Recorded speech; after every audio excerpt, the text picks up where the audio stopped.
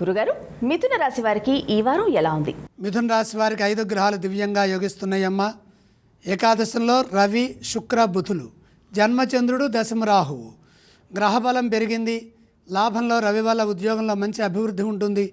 ఉద్యోగంలో ప్రశంసలుంటాయి. కీర్తి ప్రతిష్టలు పెరుగుతాయి. సంతృప్తికరమైన జీవన విధానం కొనసాగుతుంది.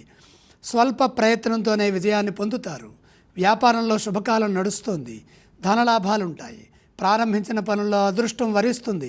నిర్మలమైన మనస్సుతో ఆలోచించి నిర్ణయాలు తీసుకొని జీవితానికి తగ్గట్టుగా కృషిని కొనసాగించండి. మంచి భవిష్యత్తుని నిర్మించడానికి ఇది అనుకూలమైన సమయం.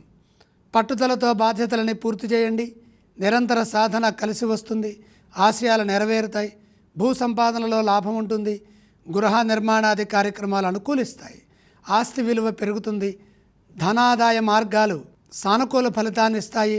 పెట్టుబడులు మంచి లాభాన్ని ప్రసాదిస్తాయి. ఇంట్లో శుభకార్యాలు జరుగుతాయి.